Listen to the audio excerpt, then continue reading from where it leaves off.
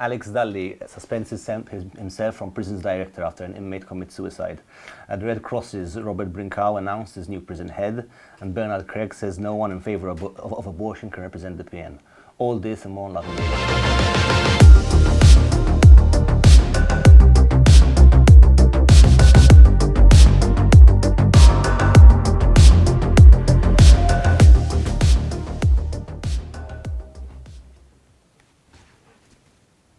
Good evening, Malta and Gozo. Welcome to another episode of Lovin Daily. My name is Yannick Parch. With me is Jonathan Chilia. We're going to be running you through today's top stories.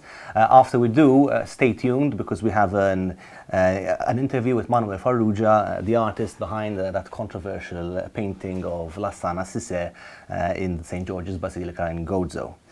So starting with our first story, the main story of the day, prison director Alex Dully has temporarily suspended himself after yet another inmate was found dead in his cell this morning. So this morning the country woke up to the news that yet another inmate had committed suicide in prison, with sources who spoke to Lovin Malta saying that the prisoner had only been in prison for a few weeks since the start of October. It appears that there was no indication that the man had shown no signs of being a suicide risk. Notwithstanding this, he is the 14th person to die within the facility's walls in just over 2 years. While they weren't all suicides, serious concerns have been raised about the manner in which Dully leads the prison. There have been claims of inhumane treatment, punishment chairs, guns being used to threaten inmates. It is understood that Dully's decision was taken following a meeting with Home Affairs Minister Byron Camilleri, who is himself facing calls for his resignation.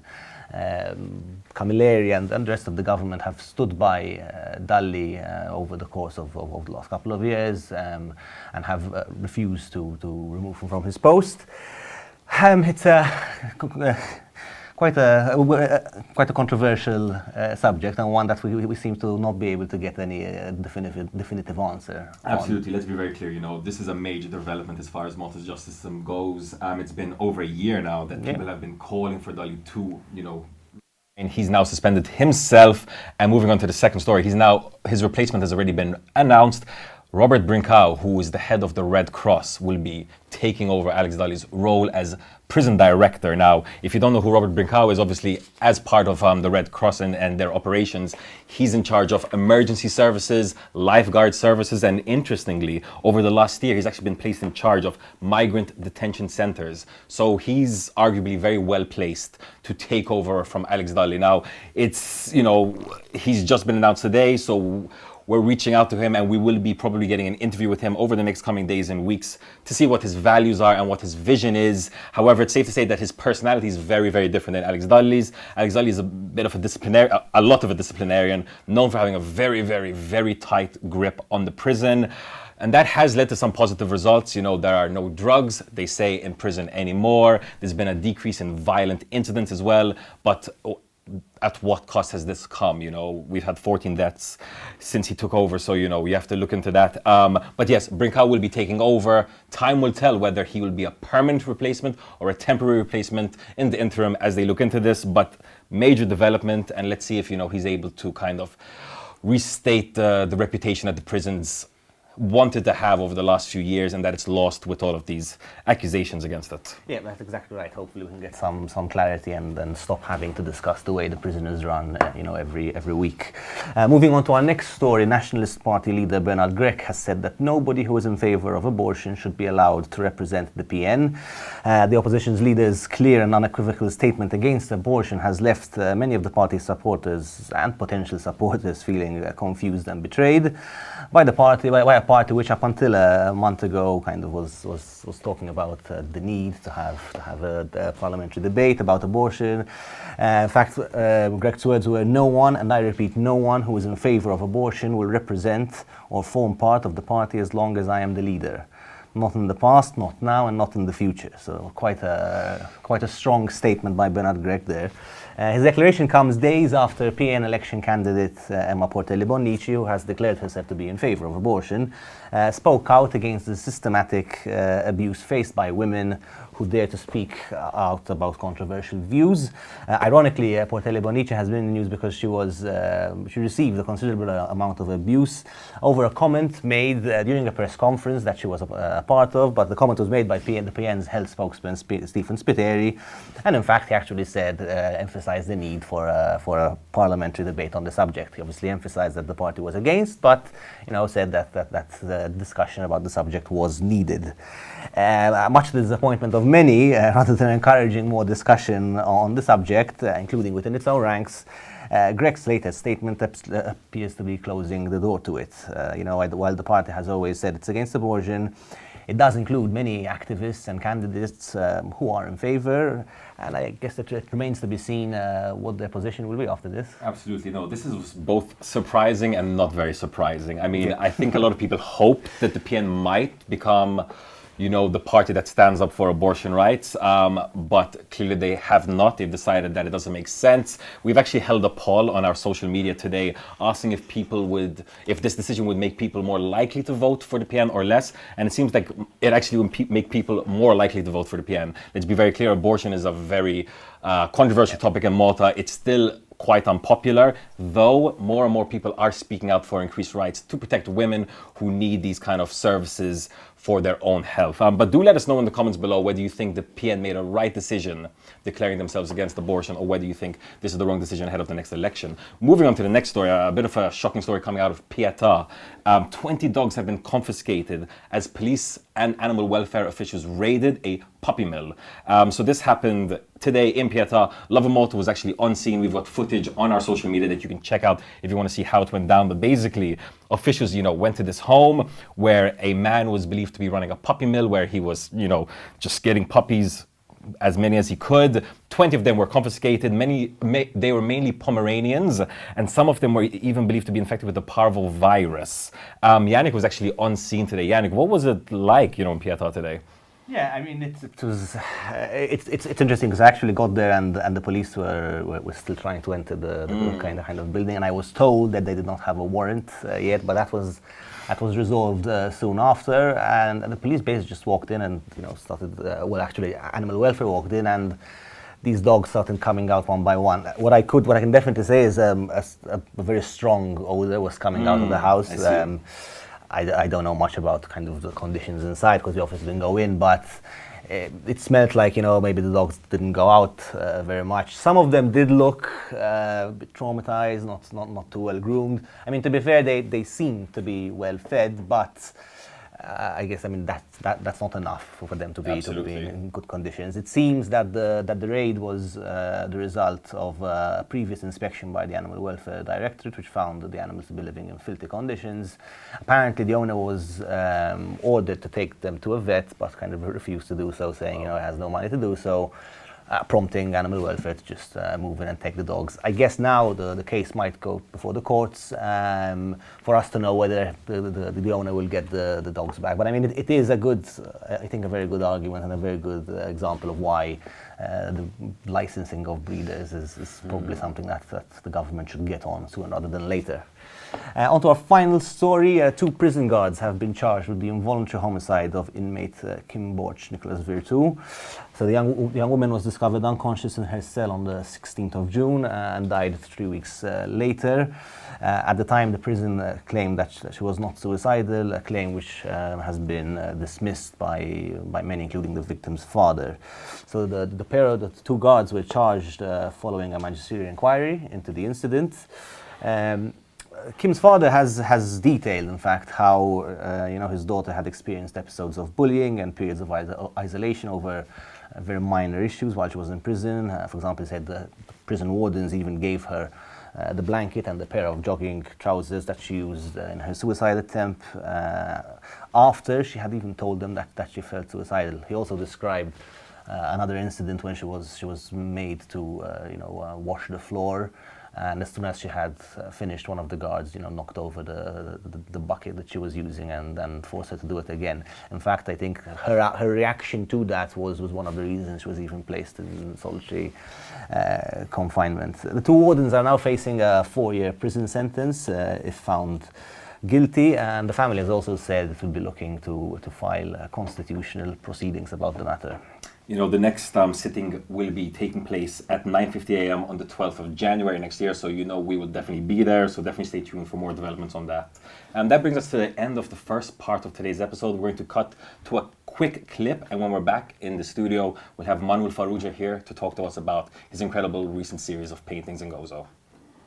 Everyone says that young people are the future, but all too often the powers that be suddenly become deaf when we want our voices heard. That's where the European Parliament has stepped in, giving young people a platform to share their ideas in one of the most powerful forums in the world. The European Youth event took place between the 8th and 9th of October, bringing together 10,000 young people to discuss more than 2,000 ideas for the future of Europe.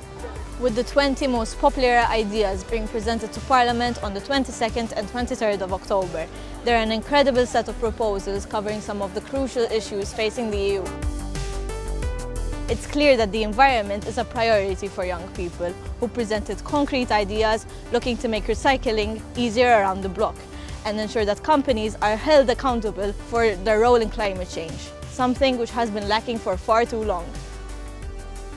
Rule of law concerns in the EU should also be addressed, with young people demanding a more effective mechanism to protect the EU values that we all take for granted. What's clear is that young people support a federal Europe and are ready to work together to help solve today's and tomorrow's problems. Whether that's boosting our healthcare systems, our educational structures, and our digital landscape, or promoting multilingualism and a stronger asylum seekers policy. Ultimately, young people are demanding that we start learning from our mistakes to help create better policies in the future for you and me. How do you say awesome work in 24 languages? Well, whatever the case, I'm sure that young people will certainly have the answer. Should young people be the drivers of change? Let us know in the comments below.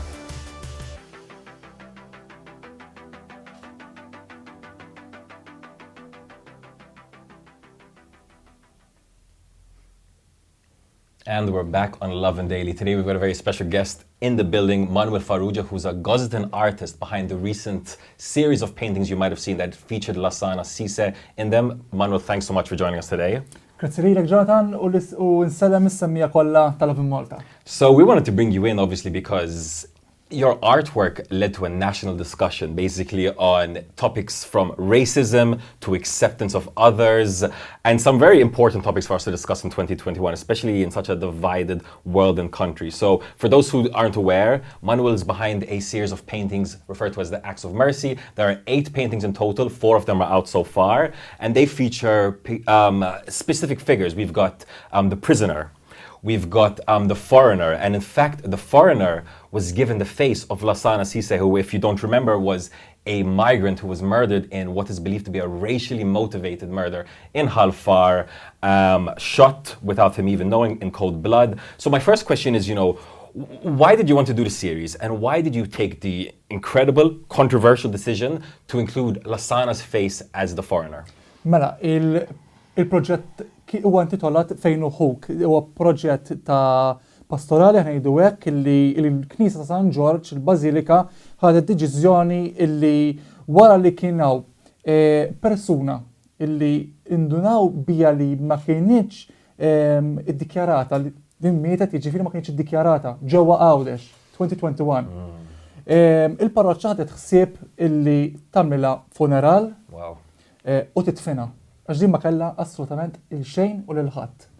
U minn hemmhekk nibtet l-idea li jinħoloq il-proġett li jismu Fejn hu Huk. Li huma The Acts of Mercy, prattikament.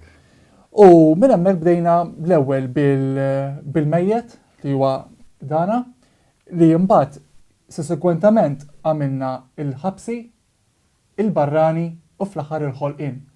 Ġifieri il-ħolqien importanti li ngħid li ma kienitx waħda minn dak li qal Kristu, imma mela Papa Franġisku u hija dokumentata fl-enċiklika Laudato Si. Amazing. So, obviously the fact that you included the actual face of someone that existed, the prisoner had a generic face, as it were. This led to a major discussion. People were praising it. I know we had musicians saying this is probably the most important artwork to come out of Malta over the last decade. But then we had other people saying, listen, why didn't you include a Maltese person's face there? What was your reasoning behind including Lassana specifically? Mela, il-raġuni tagħna bħala grupp kienet li indaħlu lil Lassana sissija ħabba l-fatt li huwa l-ewwel qtil razzjali li kienu ġewwa Malta għal daqshekk biss. Jiġifieri għax insorta Lassana sissija, l-ewwel persuna li nqatlet b'mod razzjali solament tanħabba il-kulur tal-ġilda tiegħu. Allura, id-deċidejna illi biex nqajmu awareness, biex nilqgħu l-barrani, npitru l-Lassana. This was your decision, the church decision, a discussion? Kienet wara diskussjoni kbira, kienet idea ta' grupp. Amazing. Kienet idea ta' grupp, però mbagħad kelli nkun jien li għamel l-esekuzzjoni tagħha. Now, there was lots of criticism, as I mentioned, saying that maybe you should have included a Maltese person and this and the other. What was your reaction to this kind of criticism? Ħanejlek, Jonathan, il-punt huwa li tittara il-kuntest għax ġiet impitra. Il-kuntest, is-suġġett kien il-barrani. Ma kienx il-Malti, fimni. Il-kuntest kien li tittara wkoll mal-oħrajn kif taqbel. Jiġifieri li pittrina Lassana sissija wara li ġibna wkoll permessi mingħand il-familja tiegħu, din hija importanti li ngħidha, jiġifieri ma kien hemm xejn wara dar ħadd.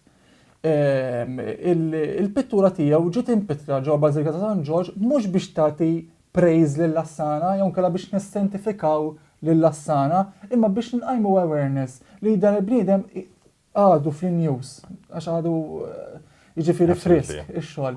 Allura biex li l-min għandu jifhem li s-soċjetà għandha bżonn timmatura. No, and I think, apart from the fact that the paintings are technically beautiful, the fact that there's such a strong message behind them and that the message has landed nationally is really, really impressive to me. So listen, beyond these, beyond the work that we're seeing here, what can we expect to see from you over the next coming months? Mela, bħalissa bħalma qed inti l-ewwel ġew inawgurati l-ewwel erba'. Issa, jekk ma jaqala xejn ħajkun hemm l-erba' l-oħra li huma il-Marit, l-Eri, l-Aċċan u kif ukoll il-Kmissejjer żball mhux il-barrani il-Marit. Yes, those are. Amazing. And so you're going to be focused on those? On those, yes. That's it. Yes. So as we can see, these paintings are very serious paintings. How long does it take you to do one of them? Ħanejlek, Jonathan, toħodlu ftit tal-ħin sakemm toħroġ il-kunċett iddiskutih ukoll mat-tim, jiġifieri għax dan mhuwiex tfaqqasu bajku tagħmlu. U jerġa' nista' ngħid mill-quddiem illi wkoll ħajkunu kontroversjali għaliex ħajkunu jmissu l-żminijiet tal-lum. Amazing. Bħalma pereżempju hija tal-ħolqien li diġà waħla hemmhekk. Jiġifieri il-ħolqien pereżempju għamilta tifla, jekk qed insegwu il-website tiegħi u nkella Facebook ħatarawhom, tifla li tfisser il-futur kif ukoll minna qiegħda nofsa fil-baħar ġol ilma prattikament, il-baħar jitrasforma ġo żejt, miż-żejt jitrasforma terrapien, jiġifieri daħħalt element ta' plastik konkrit, jiġifieri illum qegħdin missom dawn il-veritajiet. In fact, I wanted to mention in the Lassana painting, you have a woman behind her holding a mobile phone in a painting in a church. This is something I don't think anyone was going to expect. And if I can even say even more so from Gozo, the fact that you came out with such a progressive, forward-thinking, modern approach to art with such a message, I have to really, I have to say well done to you guys and your team. It really wasn't something that we were expecting. And then when we saw it, it was so impressive and led to such a national discussion. All praises to you guys. So listen, if any people want to see more of your work, which platforms, Instagram, Facebook, website, where can they find you? You can follow me on Facebook. Tistgħu taraw ukoll bħalissa il-website li hija www.manuelfarouja.com. Kif ukoll għadni kif launchajt l-Instagram page tiegħi u mażmien ħajkun hemm l-uploads fuqha. Once again, Manuel, we really enjoyed your work. We can't wait to see the next 4 painting that comes from you, and hopefully you can have the impact nationally that you had with this painting, because it was a discussion we really needed to have. Guys, that brings us to the end of today's episode. Let us know in the comments below what you thought of Manuel's work, what you'd like to see him maybe approach if there's a topic in the future. And as always, have an evening full of lovin'.